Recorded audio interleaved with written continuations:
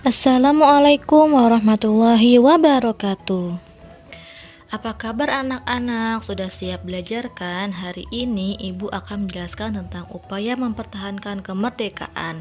Sebelum itu, Ibu akan menyampaikan dulu tujuan pembelajaran hari ini. Tujuan pembelajaran hari ini adalah satu, mengetahui upaya apa saja yang dapat dilakukan untuk mempertahankan kemerdekaan. Dua, mengetahui upaya mempertahankan kemerdekaan sebagai siswa. Dan ketiga, mengetahui manfaat dari mempertahankan kemerdekaan. Selamat menyaksikan. Indonesia merdeka pada tahun 1945 setelah adanya pembacaan teks proklamasi oleh Insinyur Soekarno. Namun setelah proklamasi kemerdekaan Indonesia dibacakan, Indonesia masih harus terus berjuang untuk mempertahankan kemerdekaannya dari bangsa asing.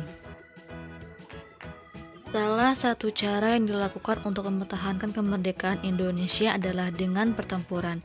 Setelah kemerdekaan, ada beberapa pertempuran yang terjadi di Indonesia. Pertempuran yang pernah terjadi di Indonesia diantaranya 1. Pertempuran Surabaya, 2. Pertempuran Medan Area, 3. Pertempuran Ambarawa, dan 4. Pertempuran Bandung Lautan Api.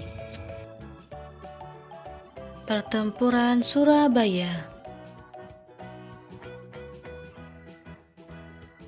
berawal dari mendaratnya pasukan sekutu yang dibonceng pasukan Belanda pada akhir Oktober 1945. Awalnya kedatangan pasukan sekutu diterima oleh masyarakat Surabaya. Namun pada tanggal 26 Oktober 1945, sekutu menyerang penjara Kalisosok dan membebaskan Kolonel Hulier dan tentara. Kemudian pertempuran terjadi setelah Jenderal Monserrat menyampaikan ultimatum pada tanggal 9 November 1945.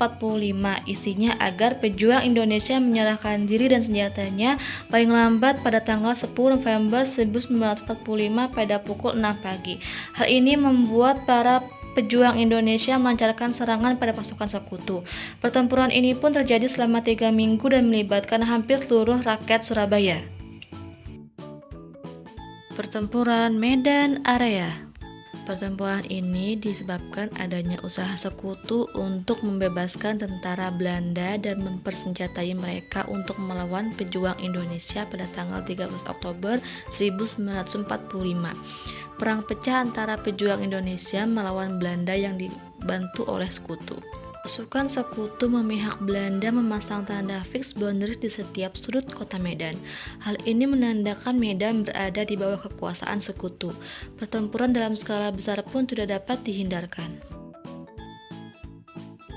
Pertempuran Ambarawa berawal dari kedatangan pasukan sekutu di Semarang yang dipimpin oleh Brigadir Jenderal Bethel yang melakukan perjalanan ke Magelang dan secara sepihak melepaskan tawanan perang dari Belanda dan melakukan tindakan provokatif dan anarkis di perkotaan. Bawah pimpinan Letkol M. Sarbini, masyarakat Ambarawa melakukan perlawanan terhadap sekutu dengan dibantu oleh Kolonel Sudirman dari Banyumas. Maka tanggal 12 Desember 1945 terjadilah serangan yang dilancarkan pasukan kita pada sekutu. Akhirnya pasukan sekutu dapat dipaksa kembali pada tanggal 15 Desember 1945. Pertempuran Bandung Lautan Api. Peristiwa ini disebabkan oleh permintaan sekutu untuk mengosongkan Bandung mulai tanggal 29 November 1945. Ultimatum ini diumumkan pada tanggal 20 Oktober 1945, yaitu terjadinya peperangan antara pasukan Jepang dengan rakyat Bandung. Pada saat pertempuran ini, pasukan sekutu datang namun tidak dapat menangani keadaan, maka muncullah ultimatum tersebut. Namun rakyat Bandung tetap tidak mau meninggalkan kota. Mulai tanggal 1 Desember 1945, pasukan sekutu diserang dari segala penjuru kota Bandung. Pasukan sekutu yang terdesak akhirnya melakukan bombardir di Cicadas, Tegalega, dan Lengkong. Pengeboman ini tidak membuat rakyat mundur.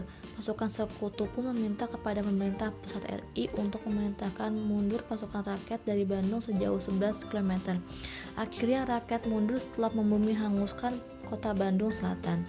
Langkah ini diambil agar pasukan sekutu yang diboncengi Nica tidak dapat menguasai kota Bandung. Nah, tadi adalah upaya mempertahankan kemerdekaan pada zaman dahulu atau setelah proklamasi kemerdekaan dibacakan. Bagaimana dengan zaman sekarang? Apakah kita dapat melakukan upaya untuk mempertahankan kemerdekaan Indonesia selain dari melakukan pertempuran melawan bangsa asing? Ada beberapa cara yang dapat kita lakukan untuk mempertahankan kemerdekaan selain dari melakukan pertempuran. 1. Menaati peraturan dan tata tertib di sekolah sebagai pelajar. 2. Mendukung perkembangan produk-produk dalam negeri.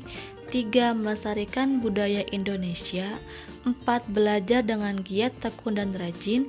Dan yang terakhir, menggunakan produk-produk dalam negeri. Apa manfaat dari mempertahankan kemerdekaan?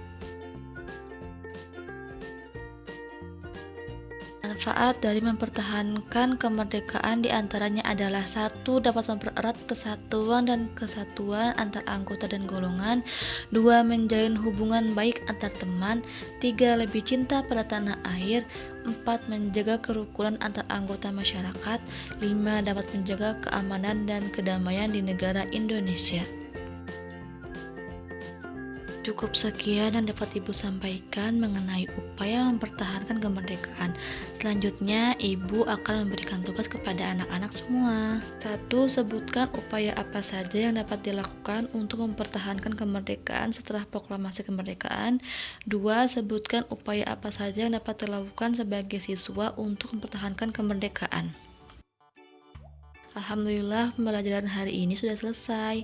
Terima kasih kepada anak-anak yang sudah memperhatikan video pembelajaran ini. Sekian yang dapat Ibu sampaikan.